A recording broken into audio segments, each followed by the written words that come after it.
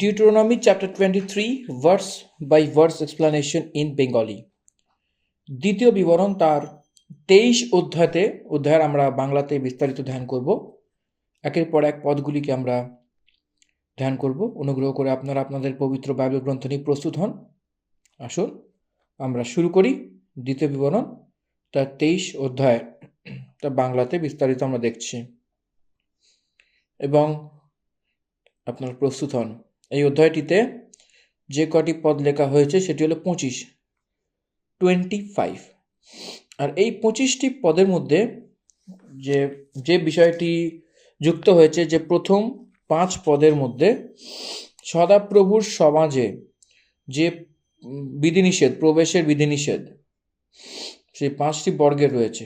6 আর 8 পদের মাঝখানে ইয়েদোমি আর মিশরি সম্বন্ধ প্রজা সদাপ্রভুর সভাতে সামিল হওয়ার বিবরণ। 9 পদ থেকে অন্য পরজাতির রীতির বিষয়তে তার আইন। 10-11 পদের মধ্যে কিছু অশুদ্ধ কার্য করলে কি করতে হবে সে বিষয়ে বিবরণ। 12 থেকে 14 পদের মধ্যে স্যানিটেশন লজ, পবিত্র শুদ্ধতার বিষয়তে বিবরণ। 15 আর 16 পদের মধ্যে দাস যে স্বামীর কাছ থেকে পালিয়ে আপনার স্মরণ নেয় সেটাকে স্বামীর হাতে না ধরিয়ে দেওয়া, সেই বিষয়তে বিবরণ। 17 আর 18 পদের মধ্যে ইসরায়েলি স্ত্রীদের মধ্যে থেকে কোনো দেবদাসী না হয়, কোনো পুরুষ খারাপ কাজ না করা পরমেশ্বর তার নজরে ঘৃণিত কার্য, তার সাজা এবং তার বিষয় বিবরণ। 19 আর 20 পদের মধ্যে ভাইকে কোনো বিয়াজের ওপর রং তো দেওয়া হয় তো সেই বিষয়, আর কোন রীতিতে থাকতে হবে সেই বিষয়তে বিবরণ দেওয়া হয়েছে।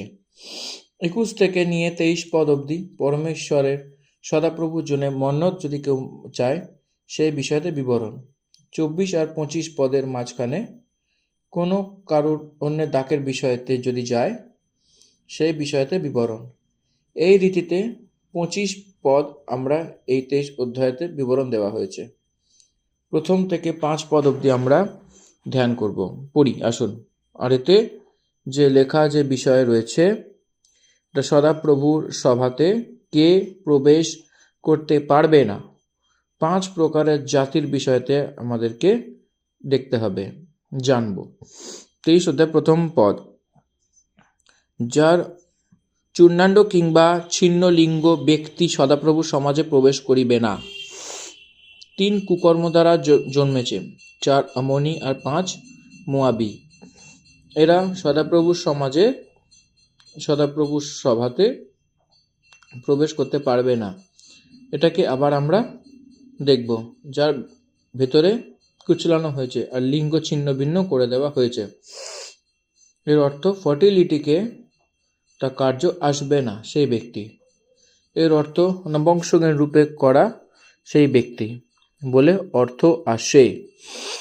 লিঙ্গ কাটা দেওয়া হয়। শারীরিক সম্পর্ক করার জন্য কোনো কেউ কার্য না আসার। তৃতীয় ব্যক্তি কুকর্ম দ্বারা জন্ম নেওয়া। কুকর্ম করার অর্থ মেঞ্জার বলে বলা হয়। এর অর্থ জুইশ মাদার ইদান ফাদার, জিহুদি ধর্মের সে মাতা এবং অন্য ধর্মের পিতা দ্বারা জন্ম নেওয়া ব্যক্তি। কিছু লোক এটাকে বাস্টার্ড বলে, যে শব্দ ব্যবহার করা হয়েছে। ইলেজিটিমেট চিলড্রেন, ইসরায়েলের গোত্রের মধ্যে তারা তাদেরকেই বিবাহ করে নেয়, কারণ তারা অন্য লোকদের থেকে করে না। যদি তারা অন্য দ্বারা কারোর সঙ্গে বিবাহ করে তো তারা কুকর্মের আন্ডারে পড়বে। তারা সদাপ্রভুর সভাতে আসে না, কিন্তু 10 প্রজন্ম অবধি তাদের বংশের কেউ সদাপ্রভুর সভাতে না আসতে পারে। তো তারপরে কেউ আমনি বা মোয়াবি সদাপ্রভুর সভাতে না আসতে পারে। আমনি কি মোয়াবি এরা দুজনে কুকর্মের সন্তানের রূপে আমরা বাইবেলে দেখতে পাই। এরা লুতের কন্যা সন্তানদের দ্বারা জন্মানো সন্তান। তারা এখানে মূল পুরুষ হতো। সেই আমনি এবং মোয়াবি, এই মোয়াবিরা যে কর্ম করেছিল এটা অনেক ভয়ঙ্কর। ক্রূরতা এটাই, মার্সিলেস পিপল, এদেরকে কোনো রকম তরস থাকে না। বিলামকে নিয়ে এসে ইসরায়েলীদেরকে অভিশাপ দেওয়ার প্রযত্ন করেছিল এরা, গণনা পুস্তক 24 অধ্যায়তে, কিন্তু পরমেশ্বর তাদেরকে আশীর্বাদের রূপে বদলে দিয়েছিল। এই জন্য তাদেরকে তাদের উপর সিম্প্যাথি দেখিয়ে সেই সিম্প্যাথির বিষয়টাই নেই, আর অভিশাপ দেওয়ার মন তাদের রয়েছে। তো এরা সভাতে প্রবেশ নিষিদ্ধ রয়েছে। এখানে এই কারণ থেকেই যখন তুমি মিশর থেকে বেরিয়ে আসো তখন তারা অন্য জল নিয়ে সেই মার্গে তোমাকে সেই ভেট করেনি। আর এখানেও করেছিল যে তারা আরমোন হরম সেই দেশের পতোর, সেই নগরের নিবাসী, সেই হরের পুত্র বিলাম তোমাকে অভিশাপ দেওয়ার জন্য সেই দক্ষিণা দিয়েছে। কিন্তু তোমার পরমেশ্বর সদাপ্রভু বিলামের না শোনেনি, কিন্তু তোমার পরমেশ্বর সদাপ্রভু তোমার নিমিত্ত তার অভিশাপকে আশীর্বাদে বদলে দিয়েছিল। এই জন্য যে তোমার সদাপ্রভু পরমেশ্বর তোমাকে প্রেম করত। এই জন্য 5 প্রকারের জাতিদেরকে সভাতে প্রবেশ নিষিদ্ধ করা হয়েছিল। কে কুকর্ম দ্বারা জন্মানো সেই কুকর্মের সভাতে না আসতে পারে। এর অর্থ অপবিত্র সম্বন্ধিত কারণে জন্ম নেওয়া সেই ব্যক্তি বলে একটি অর্থ দাঁড়াচ্ছে। যেহুদার পিতা, যেহুদার মাতা, এই লোকদের দ্বারা যারা জন্মায় তারা সভাতে প্রবেশ করতে পারে, সেই যে জীবনভর অনেক কুশল চেয়েও না। এই জন্য সেই বিষয়তে, সেই ভালো বিষয়তে এটা কখনো ভেবো না। তারা পানিশেবল পিপল, তারা পরমেশ্বরে সেই কন্ডেম পিপল, সেই বিষয়তে আপনাকে চিন্তাভাবনা করার দরকার নেই। সেরকমভাবে 7 পদে 2টো জাতির বিষয়তে বলা হয়েছে, এদোমি আর মিস্ত্রি। তার মানে কি? জ্যাকুবের ভাই যে এসাউ ছিল সেই সন্তান, তার নাম অন্য এদোম, সেই এসাউয়ের সন্তান, এর মানে সগা ভাইয়ের রিশতা, সম্পর্ক। সেই মিশরি লোক কি? সেই ইসরায়েলি লোকেরা তার গোলামি করে রেখেছিল, সেই গোলামির ভাবে করেছিল সেই মিশরি। সেখানে সে 3য় প্রজন্ম সে সভাতে আসতে পারে। এর আগে থেকে আমরা যেটা ধ্যান করেছিলাম সেখানে সেই কুকর্ম দ্বারা জন্ম নেওয়া লোক, সেইভাবে সেই লিঙ্গ কেটে দেওয়া সেই লোকেরা, এসব কিছু সেটাকে দেখলে 10 প্রজন্ম অবধি তাদেরকে সভাতে প্রবেশ করার সেই অধিকার বা অনুমতি কোনো কিছু দেওয়া হয়নি। নয়পর থেকে যদি দেখি, যখন তুমি শত্রুদের সঙ্গে লড়তে যাও তখন তুমি ছাউনি দাও, সব প্রকারের খারাপ কথা থেকে বেঁচে থাকো। এটাকে আমি সে আগে যখন রেকর্ডিংস হচ্ছিল তখন এই বিষয়তে আমি একটা এপিসোড পুরো আমি বলেছিলাম, কারণ আকানকে আমি মনে রেখে যেহোশু গ্রন্থতে আকান সেই পুত্র, সেখানে কর্মীর সেই নাতি, সেই ব্যক্তি যা করেছিল সেই পাপ এটাই, আকান সিনারের বস্ত্র এবং সোনার টুকরোকে নিয়ে এসে তার তাঁবুতে লুকিয়ে নিয়েছিল চুরি করে। হাইর নগরে যেহোশু 3000 লোককে পাঠিয়েছিল। তো সদাপ্রভু তাদের সঙ্গে না যাওয়ার কারণে অনেক লোকেরা সেখানে মারা গেছিল এবং আটকে গেছিল, দৌড়ে ফেরত এসে গেছিল এবং কাঁদতে কাঁদতে চলে এসেছিল। এবং ছোট নগরকে তুমি কিছু করতে পারবে না। সেই নগরে গিয়ে তুমি কি করতে পারো? সেই ভয় তাদের মধ্যে যা ছিল, সেই যেহোশু সেই চোখের জল ফেলে প্রার্থনা করেছিল, সেই পরিস্থিতি কি হতে পারে? সেই পরমেশ্বর যেহোশুকে বলেছিল, সেখানে তুমি মুখের উপর পড়ে কী করছো? সেখানে পাপ আছে বলে। সেই ছাউনির পাপকে সেই মেটানোর পরে আবার তাদের সঙ্গে যুদ্ধতে গেছিল পরমেশ্বর। তো তার পাপ কি হতে পারে যদি দেখি, তো সে আকান, তার পাপ ছিল সে চুরি করেছিল আপনার শত্রুকে আপনার হাতে সঁপে দেওয়ার এবং তাদেরকে আপনাকে ছাড়ানোর জন্য। টু রিজনস, তোমাকে ছাড়ানো এক, এবং তোমার শত্রুকে তোমার হাতে সঁপে দেওয়া, এটা এক ছিল। এ দুটি করার জন্য তো পরমেশ্বর সদাপ্রভু, দুটো করার জন্য পরমেশ্বর সদাপ্রভু সেই ছাউনিতে সে ঘুরতে থাকছিল এবং ঘোরাফেরা করত। সেই কোন অপবিত্র যদি দেখা দেয় তো সেখানে অপবিত্র না হয়ে দেখে নেবেন বলে বলা হয়েছে।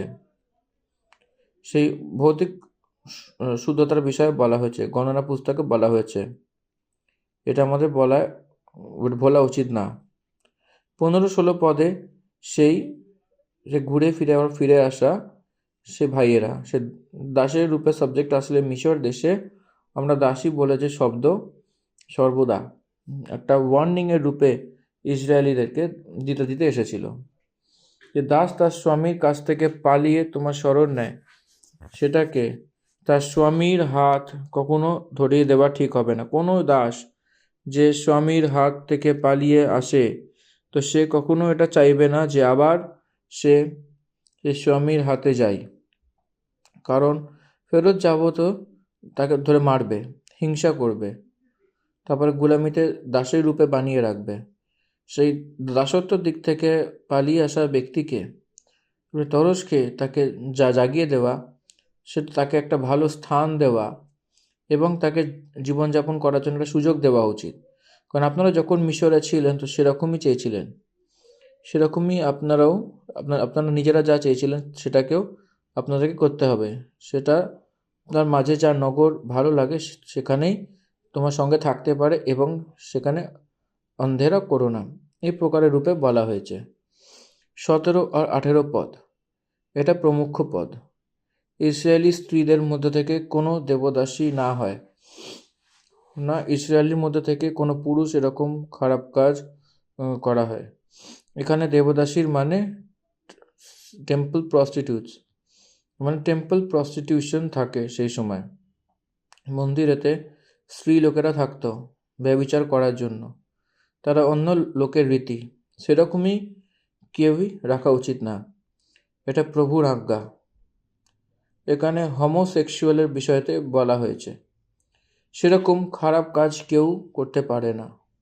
তুমি বেশ্যাপনের কামাই কি কুকুরের কামাই কোনো কিছুরই মন্নতকে সেভাবে তোমার পরমেশ্বর তার সদাপ্রভুর ঘরে এখানে সেই বেশ্যাপনের কামাই, সেই বেশ্যাপনের কাজ করে সেখানে পয়সা পরমেশ্বরের মন্দিরকে দেওয়া উচিত না, সেরকম কুকুরের কামাই সেরকম। এই বিষয়টাকে সর্বদা মাথায় রাখতে হবে, কারণ এইভাবে আমাদেরকে চলতে হবে। আর অর্থটা হলো মেল প্রস্টিটিউট বলে একটা বিশেষ অর্থ আসে, যে পুরুষ লোকেরা ভুল কাজ করে যেটা অর্জন করে সেইটা বলে একটা অর্থ আসে, সেটাকেও দেওয়া নয়। এটা কুকুর শব্দ অর্থাৎ পুরুষ ব্যভিচার, মেল প্রস্টিটিউটস তাকে দর্শাচ্ছে। বিচ বলে যে শব্দ আসে, যে স্ত্রী, সে কুকুরের ফিমেল, এখানে কুকুরের অর্থ কুকুরের কামাই মানে মেল ডগ বলে একটা অর্থ আসে, মানে পুরুষ ব্যভিচারের কারণে কামানো পয়সা মন্দিরে আনবে না। সেই পরমেশ্বরের নগরে ঘৃণিত সেই 19 আর 20 পদের মধ্যে সেই ভাইকে বিয়াজে হতে দিও না, সেখানে সেই ইসরায়েলকে বিয়াজে পয়সা দিও না, অন্য লোকদেরকে বিয়াজে দিতে পারো, সেখানে যে বিবরণ দেওয়া হয়েছে। মানে কোনো ভাইকে বিয়াজে দেবে না, কি টাকা পয়সা হোক, কি ভোজন বস্তু হোক, কি যা কিছু কেন না হয়, সেই যেন সেটা বিয়াজে দেওয়া হয়, সেটাকে বিয়াজে কখনো দেবেন না। কাকে? না ইসরায়েলিদেরকে। উইথ ইন দ্য 12 ট্রাইবস, কাউকে বিয়াজে দেবে না। আদার্সকে দেওয়া যায়, অন্য জনতাকে দিতে পারো।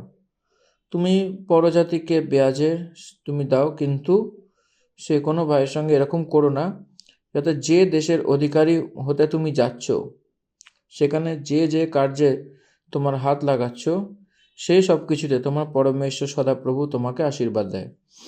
পরমেশ্বর যদি তোমাকে আশীর্বাদ করতে চায়, আপনি নিজে চান, তো আপনি যা কাজ করেন সেটা ফল দেবেন প্রভু। দেখুন, আপনি চান তো আশীর্বাদ পরমেশ্বর দেবেন বলে আপনি চান তো আপনি আপনার ভাইকে বিয়াজে পয়সা দেবেন না। টাকা পয়সা হোক, ভোজন বস্তু হোক, কি যাই হোক, যা কিছু হোক। দেখুন, ভাই লোকেদেরকে বিয়াজের রূপে না দেওয়ার কারণে তারা একটা নিবেশের রূপে বদলে যায়। সেই নিবেশ অন্য ব্যক্তি বৃদ্ধি হওয়ার জন্য কার্যে আসবে। তো এই জন্য জিহুদি লোকেরা হার্দিক রূপে, অনেক সামর্থ্য রূপে, দৃঢ় রূপে থাকে। কারণ এটা আমাদের ভারত দেশে কিছু লোকেরা অনুকরণ করে, সেই জাতির লোকেরা, সেই মানে শিখ ধর্মের লোকেরা, সেই কমজোর লোকেরা, সেই মারওয়াড়ি লোকেরা, তাদের মধ্যে যা দুর্বল রয়েছে, যা কমজোর লোকেরা থাকে, সেই বিনা বেয়াজে সেখানে একটা ব্যবসাতে লাভ আসার পরে তারা যে ঋণকে ফেরত নেয় এবং বিনা কোনো বিয়াজ দ্বারা, তো সেরকম করার কারণে সেই জাতি পুরোভাবে বৃদ্ধি হওয়ার একটা সুযোগ থাকে। এই জন্য এই নিয়ম নিযুক্ত করা হয়েছে। 21 পদ থেকে নিয়ে 23 পদের মাঝখানে যে একটা মানত, যখন তুমি তোমার পরমেশ্বর সদাপ্রভুর জন্য মন্নত চাও, তো সেটাকে পুরো করতে বিলম্ব করো না, কারণ তোমার পরমেশ্বর সদাপ্রভু তাকে নিশ্চয়ই তোমার থেকে নিয়ে নেবে এবং বিলম্ব করাতে তুমি পাপী হয়ে যাবে। কিন্তু যদি তুমি মন্নত না চাও, তো তোমার কোনো পাপ হবে না। যা কিছু তোমার মুখ দ্বারা বেরোয় সেটাকে পুরো করতে চৌকসি করো। তো তুমি তোমার মুখ দ্বারা বচন দিয়ে, তোমার ইচ্ছা দ্বারা তোমার পরমেশ্বর সদাপ্রভুর যেরকম মন্নত চেয়েছো সেরকমই স্বতন্ত্রতা পূর্বক সেটাকে পুরো করো। যেটা আপনি মন্নত চান সেটাকে স্বেচ্ছাপূর্বক, স্বতন্ত্রতা পূর্বক সেটাকে পুরো করো। পুরো করাই উচিত। সেই মন্নত না চাইলেও ঠিক, কিন্তু মন্নত যদি করেছো, তো নিশ্চয়ই সেটাকে পুরো করতেই হবে। অরেলস সদাপ্রভু ঈশ্বর তার দিক থেকে সে তোমার থেকে নিয়ে যাবে। এটা অনেক ভয়ঙ্কর থাকবে, অনেক পেনফুল থাকবে। 24-25 পদে, যখন তুমি অন্য কারুর সেই দাকের বিষয়তে যাও, তো সেখানে মানো। তুমি যদি দ্রাক্ষা ক্ষেত্রে যাও তো খাও, কিন্তু কিন্তু পাত্রে কিছু রেখো না, কারণ কিছু পাত্রতে কোনো ঝোলাতে ঢেলে দিয়ে যেও না, কারণ সেই প্রেমিসেসে কিছুই আপনি খেতে পারেন, যা কিছু খেতে পারেন। কিন্তু যখন আপনি কোনো কারুর কড়া খেতে যান, তখন হাত দ্বারা সেই তুমি সব কিছু ভাঙতে পারো, কিন্তু অন্য কারুর খড়া খেতে হসুয়ান লাগিও না। সেই হসুয়াকে দিয়ে সে অ্যাকসেপ্ট করা নয়, যাতে তুমি অন্য কড়া খেতে যাও এবং তুমি হাত দ্বারা সেটাকে তুমি খেতে পারো। সেখানে কিছু দিক্কত নেই। এটা অনেক অনেক প্রমুখ রূপে রয়েছে। আমি হরলিক্স কোম্পানির বিষয়তে শুনেছি, বিজয়ওয়াড়াতে হরলিক্স কোম্পানি রয়েছে অন্ধ্রপ্রদেশে। এই হরলিক্স কোম্পানিতে সেরকমভাবে সেই ইউরু বলে একটা নগরে চকলেট ফ্যাক্টরি, যে সুগার ফ্যাক্টরির কাছে রয়েছে, সেই দুটো জায়গাতে আমি শুনেছিলাম সেখানে যে কাজ করে তারা কিন্তু খেতে পারে, চকলেট খেতে পারে, হরলিক্স খেতে পারে, কিন্তু প্যাক করে সেটাকে নিয়ে যাওয়া যাবে না। যত খেতে চাও খেতে পারো, কত খাবে? হরলিক্স কোম্পানিতে কাজ করছো, হরলিক্সকে তো খেতে পারো না, সেই একটু তো খেতে পারো না। তো সেই ফ্যাক্টরি সেই বাধা দেবে না, সেইভাবে সে পছন্দ করে না, কারণ তারা খেয়ে আজব লাগবে। এটা একটা উদাহরণভাবে আমি মনে করাচ্ছি। সেই সময়তে যেরকম ডাকের বিষয়তে আপনি চান কি দাঁড়ানো খেতে আপনি কতটাই আপনি খান, তো সেইটা কখনো ভুল হয় না। তো সেটাকে কোনো পাত্রে বা ঝোলাতে নিয়ে আসা কি সেটাকে কাটার জন্যে হাসুয়াকে ব্যবহার করা, সেটা বিধিনিষেধ। সেইভাবে যে পড়শি দ্বারা কিছু চাইবে না, তো সেটাই বলা হয়েছে যত অবধি খেতে চাও তত অবধি খাও, যাতে কোনো ভুল নেই। কিন্তু সেটাকে নিয়ে গিয়ে সেটাকে ব্যবহার করা, সেটা অতীব অন্যায়। তো এই জন্যে সদাপ্রভুর বিচারে পরমেশ্বরের ধর্ম, পরমেশ্বরের পবিত্রতাই, পরমেশ্বরের প্রেম এই প্রকারে আলাদা আলাদা, সেই সিম্প্যাথি, দয়া, করুণা, কৃপা এসব কিছু বোঝার জন্য এই রীতিতে মানুষদের মাঝখানে আইনকে পরমেশ্বর ইসরায়েল দেশকে নিযুক্ত করেছিলেন। আমাদেরকেও এটার মূল্য, যেটা প্রেম, দয়া, করুণা, সেই তরস, সত্য এবং উত্তর দেওয়ার তত্ত্ব, এসব কিছু আমাদেরকে শিখতে হবে। এই জন্যে এসব কথাকে ধ্যান দিতে হবে। 23 অধ্যায়ের 25 পদকে আমরা ধ্যান করেছি এবং এই অধ্যায়কে এখানেই আমরা সমাপ্ত করছি। এবং এরপরেও আমরা আরও কিছু বিস্তারিত নিয়ে আসব। এখানেই আমরা দ্বিতীয় বিবরণের 23 অধ্যায়কে 25 পদটি পুরো সমাপ্ত করে অধ্যায়টিকে সমাপ্ত করছি। ধন্যবাদ। আমেন। ঈশ্বর আপনাদের সকলকে আশীর্বাদ করুক। The end of Deuteronomy chapter 23। Thank you. Amen and God bless you all.